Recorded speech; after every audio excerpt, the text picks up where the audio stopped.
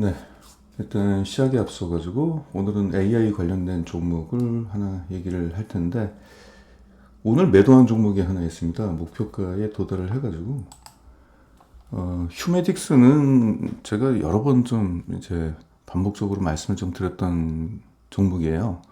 제가 파마 리서치하고 휴메딕스하고 일주일 간격으로 같이 동시에 매수를 했습니다. 근데 파마 리서치는 목표가를 크게 상향하면서 그래서 매도를 했고 휴메딕스는 주가 상승이 이렇게 좀 이렇게 썩 이렇게 마음에 들지가 않았어요.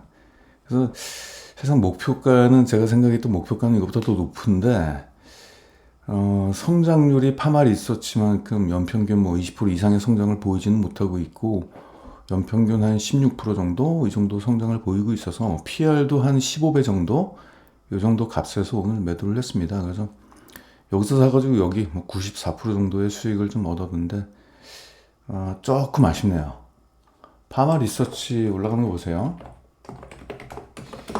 파마 리서치는 같은 기간에 샀는데 주가가 굉장히 크게 올라갔어요. 이때 샀어요, 파마 리서치를. 이때 이 가격이 샀어요. 9만 원대. 지금 5만 원대까지 올라갔잖아요. 근데 같은 기간에 샀던 휴메딕스는 지금 휴메딕스를 여기서 샀거든요. 여기서. 28,000원. 여기서 샀는데 고작 올라간 게 이거. 뭐 둘 중에 둘 다 올라갔으니까 다행인데 좀 아쉽습니다. 최근 2주일 동안 매도했던 종목을 말씀드리자면은 뭐 지수 상승 여파 때문에 그랬죠. 펀드그룹은 여기서 사가지고 한 50% 정도의 수익을 얻었고요. 노바렉스는 최근에 여기서 리포트를 써가지고 단기간에 급등을 해가지고 매도를 했습니다. 감성코퍼레이션 같은 경우는 여기서 샀어요. 여기서 2022때 샀습니다. 2023년도인가 뭐 그때 정도 됐는데 이게 박스권에 있다가 올라가가지고 이제 매도를 했습니다. 아무튼 150% 정도 수익을 얻었습니다. 최근에 이제 지수가 어느 정도 올라가니까 이제는 주가가 만약에 조정을 받게 된다면은 이제 신규 종목 쪽으로 좀 쇼핑을 좀 해야 될 때가 아닌가. 뭐 제 기대에 의하면 이제 그렇다는 얘기고. 오늘은 그 인공지능 관련돼 가지고 좀 제 개인적인 얘기를 좀 할게요. 일단은 저는 그래요. 모든 것들을 이제 기술적으로 접근해 보려면 답이 없습니다.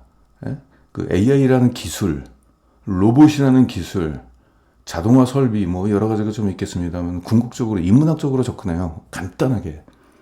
결국은 자동화 설비가 됐던 로봇이 됐던 AI가 됐든 간에 사람을 대신해서 뭔가를 한다는 얘기죠. 근데 이것이 왜 지금 자꾸 대두가 되느냐. 전 세계적으로 지금 노동 인력이 부족하고 있습니다. 우리나라는 정말 심합니다.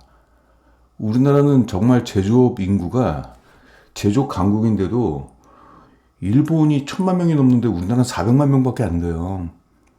아무튼 노동 인력이 지금 생산 인구가 지금 점점 부족하고 있습니다. 왜냐하면 전 세계적으로 좀 고령화 쪽으로 좀 빠져가고 있잖아요. 근데 생산 인력이 점점 부족하고 있어요. 그럼 부족하면 어떻게 됩니까? 인건비가 증가하죠. 그렇죠. 그러니까 사람을 대신해서 할 수 있는 그 자동화 설비 이것들은 이미 제조업 쪽에서 많이 지금 침투가 되어 있고 뭐 로봇 나오고 있잖아요. AI도 있고. 근데 궁극적으로 이건 뭐예요? 이것 때문에 그렇죠. 그럼 여기서 AI만 따로 떼어놓고 볼게요. 어디가 제일 시급할까요? AI 종류가 참 많습니다. 예를 들어서 뭐 어떤 문서 정리 뭐 이런 것들도 있고 최근에 뭐 대학생들이 리포트를 좀 손쉽게 쓰기 위해서 AI를 많이 이용하죠. 그 챗GPT나 뭐 이런 것들을 많이 이용하죠. 또 AI 같은 경우는 로봇에서 또 들어가고 여러 가지 뭐 데이터 센터 쪽에서도 뭐 어떤 그 시스템 관리 차원에서도 소프트웨어 관리 차원에서도 AI가 여러 가지가 들어갑니다. 근데 저는 아주 굉장히 쉽게 생각합니다. 어디가 제일 급할까요? 노동 인력이 부족한 곳입니다. 그리고 인건비가 증가하는 곳. 어디가 제일 급할까요? 헬스케어입니다.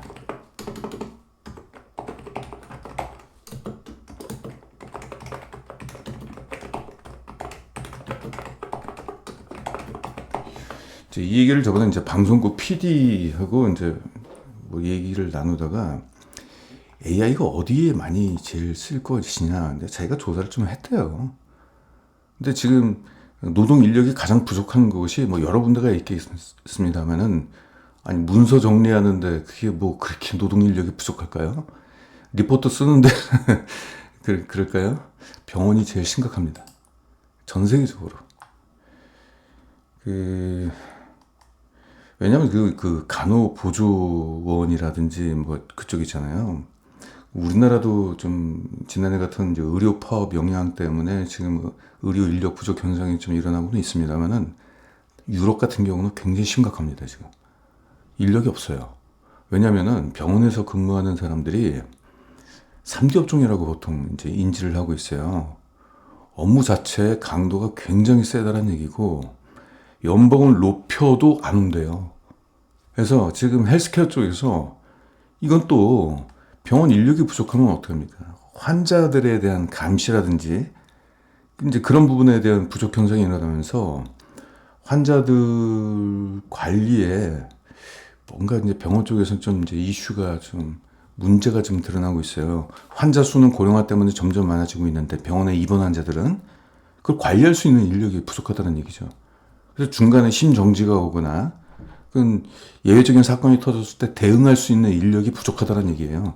이게 가장 그러니까 생명과 또 직결되는 부분이고 노동 인력도 부족하고 이런 부분이기 때문에 저는 간단하게 생각할 때 AI가 그냥 다른 사람들의 어떤 경제적 경제성 혹은 뭐 편익성, 기능적 가치 뭐 이걸 다 떠나서 당장 제일 시급한데 헬스케어입니다. 그래서 AI 헬스케어 쪽을 좀 보도록 하겠습니다. 국내에 제가 알고 있는 AI 헬스케어가 전문적으로 하고 있는 기업들이 한 4군데가 있는데 가장 유명한 데가 루닛이죠. 루닛. 근데 제 눈에는 루닛보다 가치 투자자 눈에는요. 루닛보다 뷰노라는 기업이 더 떠오릅니다. 뷰노 보겠습니다. 왜 그러냐면요. 저는 가치 투자자 입장에서 보통 AI에 투자하는 사람들은 거의 없을 겁니다. 저 같은 경우는 굉장히 보수적이에요. 일단 손에 잡혀야 돼요. 눈에 보여야 되고 복잡한 소프트웨어의 알고리즘 같은 경우는 저는 이해를 못합니다. 가장 저는 중요하게 생각하는 게 실적.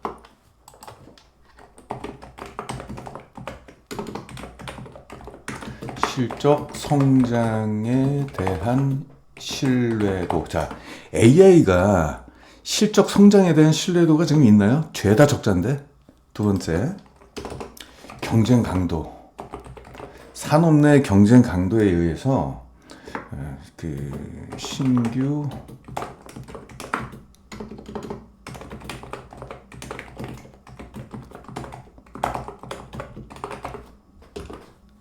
이게 제일 어려워요.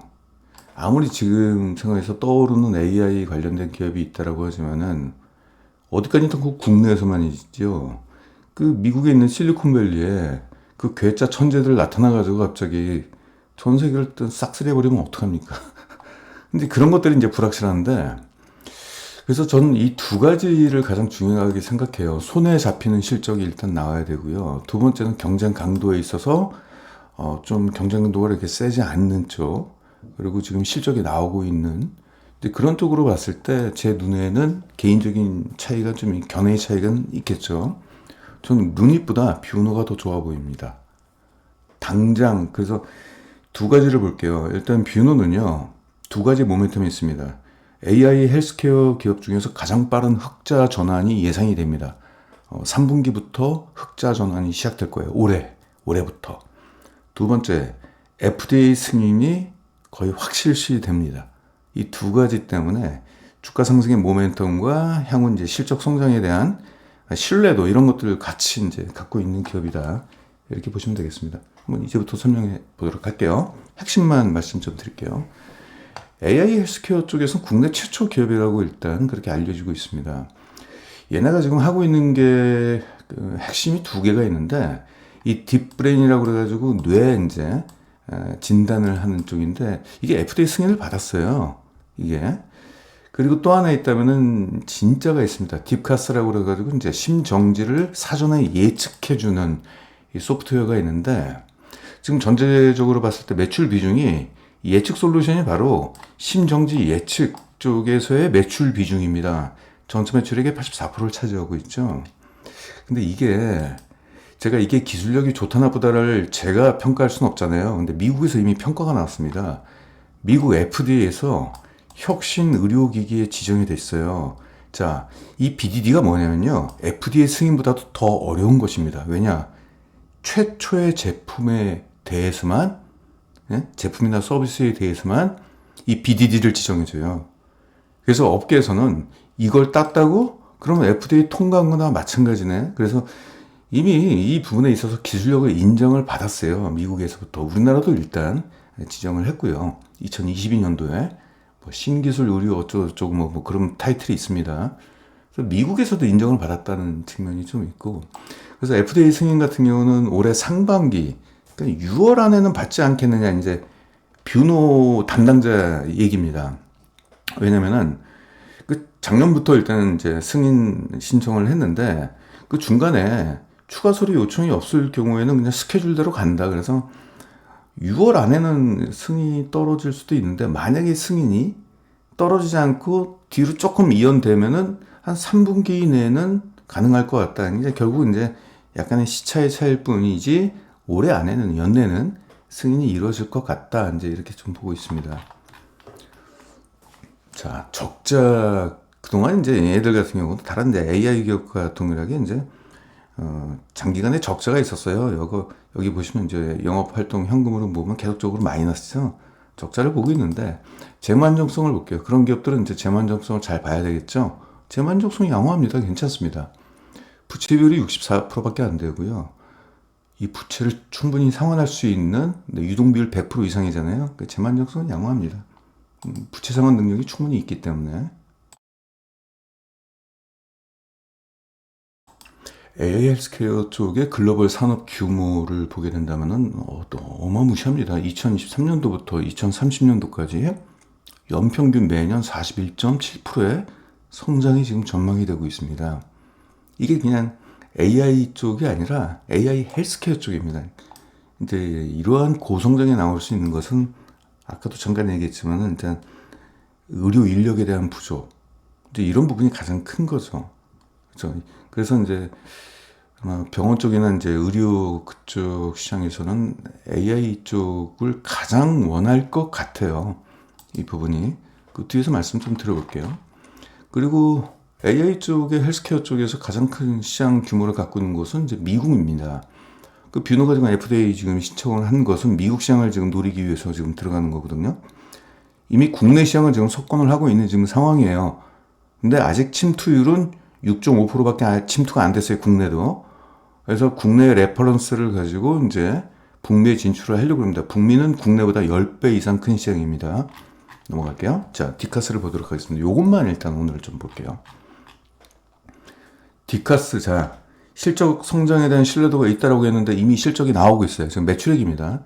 매출액이 연평균 111%씩 증가를 하고 있습니다. 2020년도에 13억인데 그 다음에 거의 2배인 22억, 그 다음에 83억, 133억, 259억 원 지난해 매출액입니다. 그래서 이미 국내에서 검증이 됐어요. 국내 병원에서 이 딥카스를 도입을 하고 있습니다. 심정지 예측 프로그램 소프트웨어를. 이게 바로 그거죠. 뜬금없는 어떤 앞으로 뭐 미래 뭐 가치 뭐 이런 게 아니라 지금 당장 병원이 돈을 내고 사느냐, 돈을 내고 사지 않죠. 병원이 도입을 하느냐, 그리고 환자들이 이것을 이용하느냐, 이거거든요. 이미 이건 검증이 됐다는 얘기죠. 그래서 디카스 전체 매출 비중 84%의 지금 매출 비중을 갖고 있는데 이러한 고성장에 의해서 됐다. 그래서 결국 이제 국내 시장은 앞으로 침투율이 점점 증가할 것이고 이걸 기반으로 해서 이제 해외 진출이 이제 시작이 될 것이다. 그래서 이제 드라마 같은 데 보면은 이제 이런 얘기가 많이 있죠. 어느 선생님 아무개 환자 저 어레스트 왔어요. 빨리 와주세요. 그러면 이미 늦죠. 사망률 75%입니다. 심정지가 왔는데 25%만 살아났고 나머지는 사망한다는 얘기입니다. 국내 기준인데 연간 심정지 발생 건수가 병원에서 3,600건이라고 합니다. 근데 거기 사망률이 75%란 얘기예요. 그 이유가 뭘까요? 근데 심정지가 일어나기 전에는 전조 증상이 나타납니다. 한 80% 확률로 전조 증상이 일어나는데 이 전조 증상을 의료인들이 몰라요. 왜? 환자가 너무 많아요. 이게 의료인당 많은 환자 수 때문에 모니터링을 못하는 거예요. 만약에 옆에 1대1로 붙어 있으면 뭐 이런 것들 전조 증상에 의해서 그 사망률을 좀 낮출 수는 있겠는데, 고령화 때문에 환자들은 많죠. 의료 인력은 부족하죠. 그러니까 이게 안 되는 거죠, 이게. 근데 딥카스는 뭐냐면 전조 증상, 이거 있잖아요, 이걸 AI로 이걸 분석하는 겁니다, 전조 증상을. 그래서 68%의 확률로 심정지를 방지할 수 있는데, 딥카스가 심정지를 사전에 그 징후를 포착하는 AI 소프트웨어입니다. 볼게요. 일단은 이 소프트웨어 같은 경우는 일반 병동입니다. 그러니까 중요한 거는 이제 중환자 병동 같은 경우는 집중 모니터링 대상 병동이기 때문에 상관이 없고, 거기서 만약에 심정지가 일어나도 중증 환자이기 때문에 괜찮은데, 괜찮다라고 표현하는 건 제가 취소하겠습니다. 중증 환자이기 때문에 거기서 심정지가 일어나는 부분에 있어서 유가족이라든지 병원에서도 그 부분에 대해서 어느 정도 감내를 하는 분위기인데, 문제는 일반 병동이에요. 심정지가 일반 병동에서 일어납니다. 그러니까 수술 끝나고 나서 중환자실에 있다가 이제는 회복실, 일반 병동으로 가지고 회복하고 있는데 거기서 심정지가 일어나면은 병원에서는 어떤 입장입니까? 그 환자들의 관리에 대한 책무, 그 책임에서 벗어나기가 좀 어렵죠. 그 병원 입장에서는 굉장히 좀 민망해지고, 그 환자 가족들한테는 굉장히 화가 날 일이잖아요. 이거 법적 문제까지 돌아갈 수 있는 부분이지 않습니까? 그렇죠? 그러니까 일반 병동 중심으로 해서 전 연령대 입원 환자를 대상으로 하고 있고요. 24시간 이내 심정지 발생 위험을 감지를 하고 있는데, 이게 중요한 포인트가 있어요. 제가 예전에 다른 이제 소프트웨어 기업들, 병원 관련된 소프트웨어 기업들 조사를 했는데 너무 복잡한 거예요. 병원에 그걸 설치하는데 병원의 시스템을 다 뒤집어 엎어야 돼요. 그러니까 병원 입장에서는 일이 너무 커지니까 이걸 도입을 할지 말지에 대해서 의사결정하기가 굉장히 좀 어려울 거란 말입니다. 최근에 의료 파업이라든지 이런 일이 있을 때는 오히려 더 도입하기 좀 어렵겠죠. 근데 얘네 같은 경우는 병원에서 이미 존재하고 있는, 이미 설치되어 있는 전자 의무 기록 장치에 여기 입력 변수가 있습니다. 5가지 기본 활력 징후가 있는데 이걸 가지고 조사를 하는 거예요. 그러니까 시스템은 막 갈아엎고 이럴 필요가 없다는 얘기죠. 기존에 이제 전자 의무 기록 장치는 이제 병원마다 다 있거든요. 뭐 아프리카나 뭐 남미 이상한 좀 가난한 국가를 제외하고선 웬만한 병원, 웬만한 국가 병원엔 다 이런 것들이 있습니다. 이걸 가지고 분석을 하는 거예요. 이미 존재하는 데이터를 가지고 분석을 하는 거기 때문에 접근성이 되게 좋다는 얘기죠. 바로 이겁니다. 이게 바로 전자 의무 기록 장치예요. 이게 여기 이제 사람 이름이 있고, 여기 이제 활력 지수 뭐 이런 것들이 있어요. 여러 가지 지수가 있는데 여기 빨간 색깔, 이게 딥카스입니다. 그래서 이것들은 이제 쉽게 연동이 된다는 얘기죠. 이게. 그리고 여기 지금 화면 모니터 같은 데 보면 여기 간호사 언니들 좀 앉아 있고 모니터가 있잖아요. 그래서 환자를 감지하는 어떤 그런 소프트웨어예요. 근데 여기에다가 지금 빨간 색깔 이 딥카스를 하나 그냥 설치를 더 한 겁니다. 이게 간단하게 연동이 되는 거기 때문에.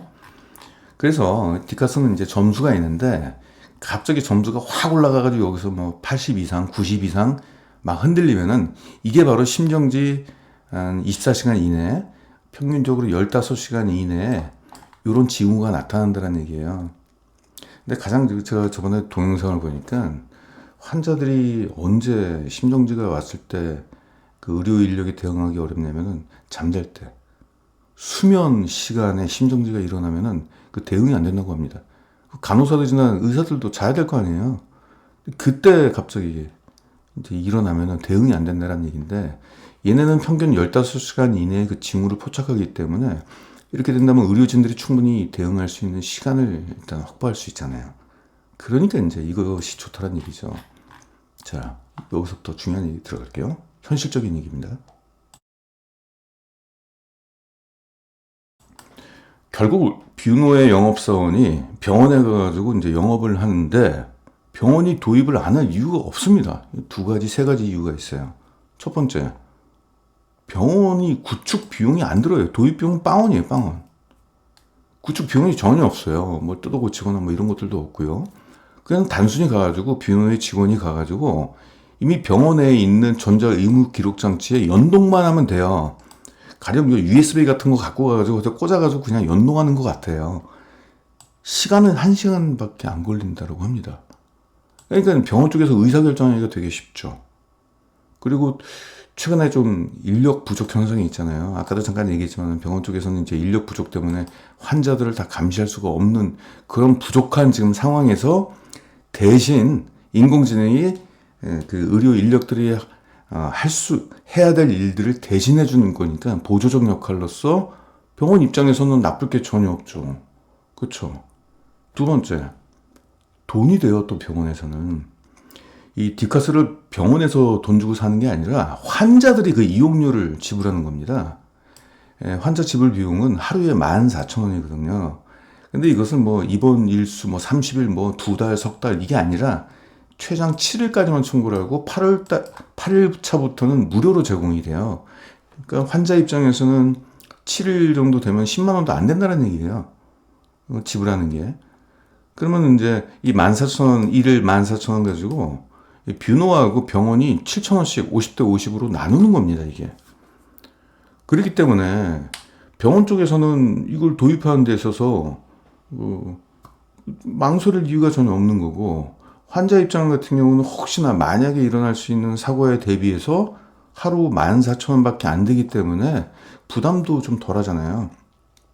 최장 7일이면 뭐 9만 몇천 원만 내면 되니까. 이제 이런 부분 때문에, 그래서, 자, 이것 때문에 그러면 매출액이 어떻게 급등했느냐? 자, 볼게요. 딥카스를 도입한 병원 수 추세입니다. 2022년도 4분기부터 시작을 해가지고 그때 10개 병원이 도입을 했는데 지금 올해 3월 중순까지 121개 병원이 도입을 했어요. 근데 병원 수보다 중요한 게 이제 도입 병상수가 중요하죠. 처음에 5,000개 병상수였는데 지금은 거의 10배에 올라가는 45,700개 병상수를 확보했습니다. 여기 딥가스가 깔려 있다는 얘기예요. 침대 하나에. 이게.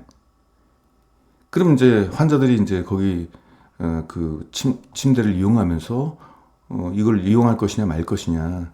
그걸 이제 환자들 가져가고 이제 협의를 해가지고 이제 사인을 받는 거죠. 그렇죠. 이제 이게 증가했다는 얘기고.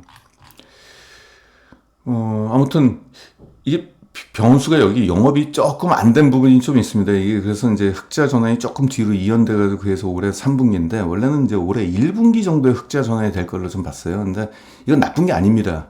왜냐면 이거는 뭐 여기까지 설명할 필요는 없는데 그 우리나라 지금 정부에서 신기술 의료평가 유예기간이라는 게 있는데 기존에 2년 줬는데 이번에 4년으로 연장을 했는데 이거 뷰노한테는 호재입니다. 근데 이게 영업하는 과정에서 이게 결정이 안 된 거예요.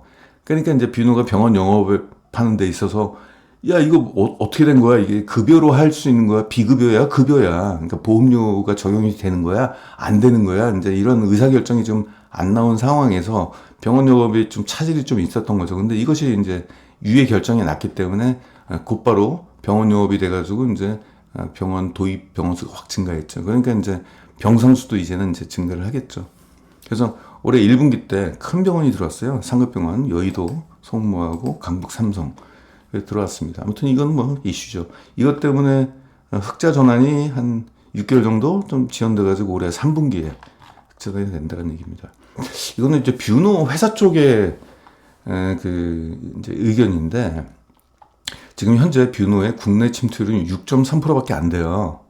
6.3%. 국내 시장 규모는 약 3천억대로 좀 보고 있는데, 뭐 여러 가지 이 조건을 좀, 이렇게 한 뒤에, 뷰노 입장에서는 만약에 이 중에 국내 침투율 한 50%를 가져가게 된다면은, 국내 최대 매출액은 1,500억까지 나올 수도 있다. 이렇게 지금 보고 있습니다. 근데 뷰노 작년도 매출액이 300억밖에 안 돼요. 그러니까 이게 한 4, 5배가 더 큰 시장이 될 수도 있다는 얘기죠. 아직 침투율이 6.3%밖에 안 되기 때문에. 그리고 또 하나 있다면은 지금 있는 소프트웨어를 가지고 계속적으로 침투율을 높인다는 게 아니라 신제품을 지금 출시하도록 지금 준비하고 있대요. 업그레이드죠. 그래서 그 심정지 예측을 좀 더 고도화 시켜가지고 그걸 잘 잡아낼 수 있게끔 뭐 고도화된 소프트웨어가 계속 이제 업그레이드 되겠죠. 그래서 병원 쪽에서 뭐 더 이상 고민하지 않고 도입을 할 수 있게끔 촉진시킬 수 있을 만한 뭐 그런 것들을 좀 준비 중에 있다, 이렇게 좀 보고 있습니다. 자, 국내에도 아무튼 성장을 계속적으로 할 것 같은데, 요거는 뭐 별거 아닙니다. 경쟁사가 있어요. 국내에 경쟁사가 있는데, 그 경쟁사가 뷰노의 특허를 침해했어요. 그래가지고 법원에서 뷰노의 승소를 했습니다. 결과적으로. 그래서 이번에는 이제 뷰노가 역습을 합니다. 니들 우리 특허 침해했지? 그래서 소송을 지금 걸었습니다. 그래서 얘네가 지금 AI트릭스라는 회사인데, 얘네가 이제 뷰노의 특허를 피해서 이제 운용을 해야 돼요. 이제 피하기가 어려울 것 같아요. 왜냐면 그 핵심 기술이거든요. 그게 핵심을 피하기는 어려울 것 같습니다. 아무튼 뭐 알아서 하겠죠. 뭐 아무튼 뷰노한테는 좋은 소식입니다. 요것 때문에 주가가 약간 흔들린 적이 있었어요, 저번에. 자, 이게 중요한 얘기를 할게요. 일단 이제 올해는 미국 진출에 원년이 되고, 매출액은 본격적으로 내년부터 나올 것 같습니다. 미국 매출액은. 자, 미국은 국내보다 10배 큰 시장 규모를 좀 갖고 있어요. 일단 올해 연내 FDA 승인이 예상이 되는데, 빠르면은 6월 안에, 6월 얼마 안 남았죠? 근데 지금 6월 10일인데 6월 30일까지 FDA가 나올까요? 안 나오면은 회사 쪽에서는 그래요. 그럼 3분기 때 나오겠죠. 보통 이제 그렇게 좀 보고 있습니다. 왜냐면 지금 업계에서는 FDA 지금 혁신 의료기기 지정을 받았기 때문에 FDA 승인은 뭐 따놓은 당상이다라고 지금 보고 있어요. 근데 미국 시장이 왜 10배나 크냐 볼게요. 국내는 아까 14,000원이잖아요, 하루에. 근데 미국은 한 84,000원이에요, 지금. 그리고 나중에 의료보험이 적용된다 하더라도 보험 수가가 3배가 높아요, 우리나라보다. 그러니까 미국에서의 매출액이 굉장히 중요한 거죠. 굉장히 고마진이 된다는 얘기죠. 국내에서 14,000원인데 미국에선 최소한 우리나라보다는 3배 이상은 높으니까, 보험이 적용되다 하더라도. 환율이 지금 1,400원 적용하면 84,000원입니다. 그리고 참고적으로 이거 볼게요. 최근에 뭐 수출 관세 뭐 이런 얘기가 나오면서 미국에 진출하게 된다면 관세 영향이 있지 않냐. 소프트웨어는요, 다운로드 방식입니다. 소프트웨어는 관세가 적용되지 않아요. 물류 비용도 안 들어요. 원재료도 없어요. 그러니까 마이크로소프트 생각하시면 됩니다. 그러니까 미국에 수출 관세가 없기 때문에 미국에서 발생하는 매출액은 그냥 온전하게 그 매출과 이익으로 잡힌다라고 보시면 되겠고, 뷰노가 그러면 이제 미국에서 현지 네트워크를 일단은 구성하는 게 되게 중요하잖아요. 그렇죠. 미국 전역을 대상으로 해야 되는 거기 때문에. 근데 그 파트너를 하버드대 부속병원으로 잡았습니다. 큰 데를 잡았어요. 얘네 말고도 또 이제 파트너사가 좀 있습니다. 그래서 걔네가 이제 FDA 승인도 받고 이런 네트워크까지 다 해놨는데 큰 데를 잡았습니다. 아무튼 잘 될 것 같고요. 디카스 매출액은 회사 쪽 얘기, 최근에 업데이트된 얘기인데, FDA 통과가 언제 되느냐에 따라 가지고 미국 매출이 올해 4분기에 나올지, 내년도 초로 2월 될지, 그거는 약간 변수가 있다. 근데 시차의 차이일 뿐, 뭐 기업 가치라든지 모멘텀 측면에서 변동성은 별로 높지는 않은 것 같아요. 자, 중요한 건 그거죠. 경쟁 관계가 가장 중요해요.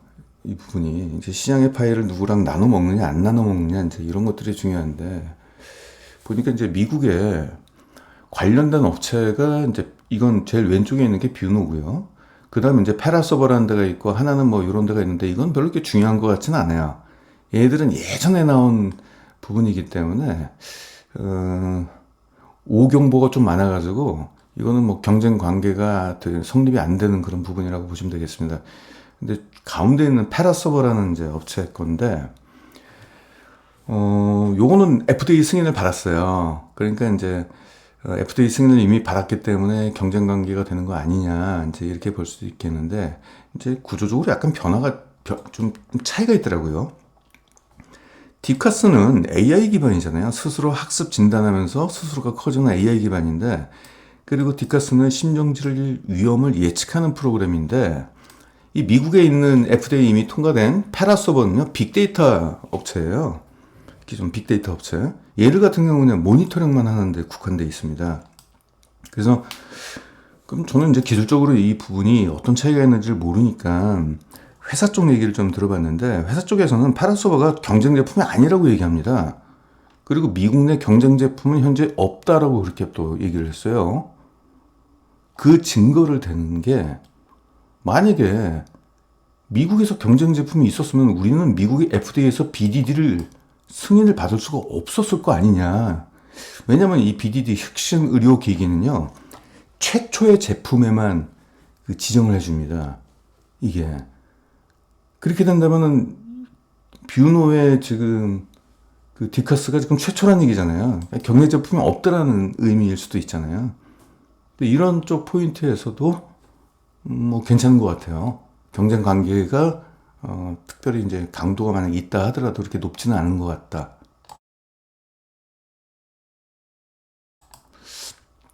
후발주자가 발생하기가 어려워졌는데 국내에서는 더 어려워졌습니다. 일단은 얘네가 이 데이터를 93,000개나 갖고 있는데 이 데이터는 뭐냐면은 과거에 개인정보보호법 개정이 일어나기 전에 이 데이터를 확보를 했어요. 근데 지금은 개인정보보호법이 지금 발효가 돼가지고 데이터 수집이 안 돼요.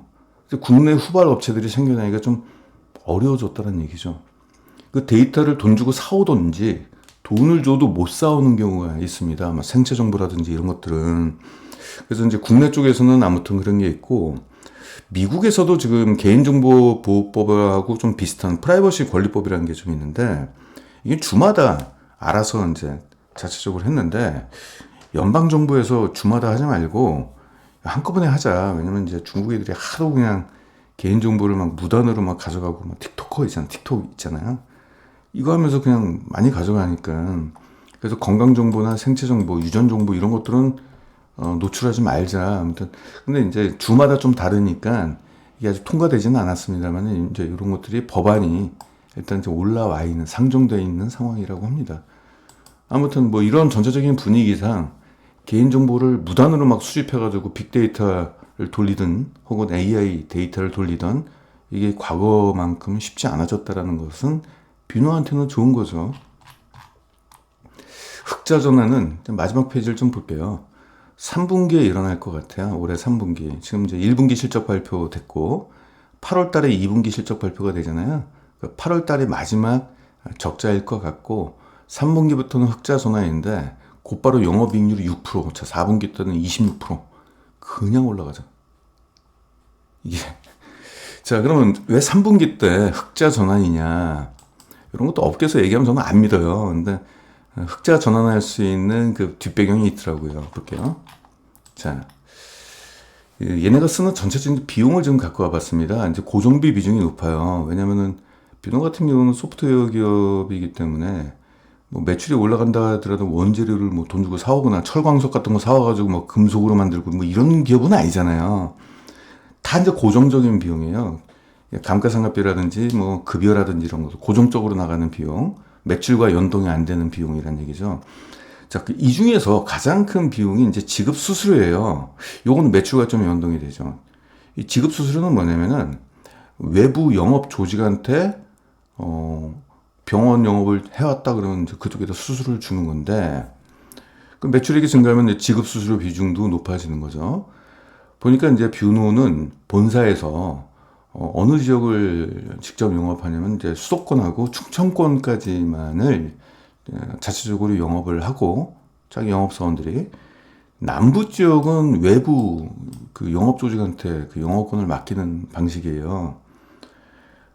근데 이 계약이 3년 단위로 하는데 계약이 끝나는 시점이 올해 8월 달입니다. 3분기죠, 3분기. 근데 뷰노 쪽에서는 초창기에는 적극적인 영업을 하기 위해서 대리점 쪽에다가 이 수수료 비중을 좀 많이 크게 줬나 봐요.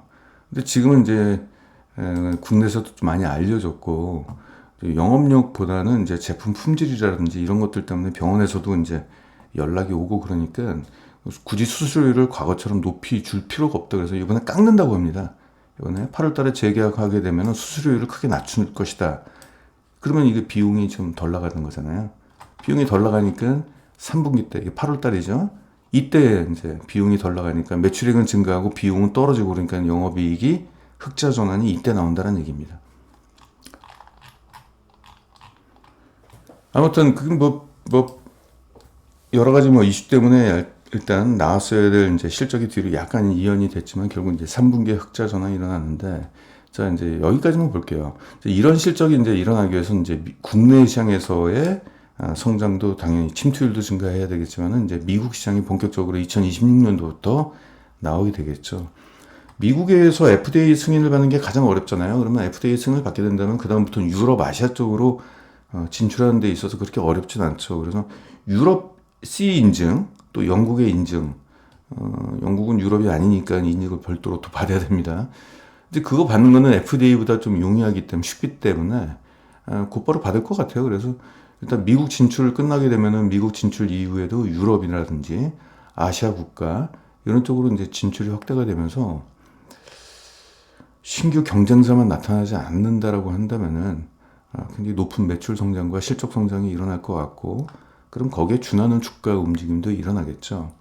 매출액이 증가하는데 영업이익률이 폭발적으로 올라가는 이유는 매출 성장하는데 비용이 함께 증가하는 구조가 좀 다른 데보다는 좀 덜하기 때문에 좀 그렇습니다. 이제 고정비 비중이 높기 때문에. 그래서 이 목표가나 이런 것들은 지금 상황에서 제시하는 거는 의미가 좀 없는 것 같아요. 그리고 이제 실적도 지금 이제 첫 발걸음을 뛰는 지금 상황이기 때문에, 좀 여러분들은 좀 긴 호흡을 좀 가지고 좀 접근하는 게 낫지 않겠느냐. AI는 지금 시작되는 거잖아요. 그러니까 어떤 시대 흐름에서, 어떤 시대에서 특이점이라는 게 생기는 거잖아요. AI라는 게 갑자기 툭 떨어진 거잖아요, 지금. 근데 그것이 이제 일회성으로 뭐 한 1년, 2년 정도 하다가 사라질 게 아니잖아요. 그렇게 본다면 이것들은 긴 호흡으로 접근하는 게 좀 맞지 않겠느냐. 그래서 중장기적으로 좀 접근하는 게 맞는 것 같다.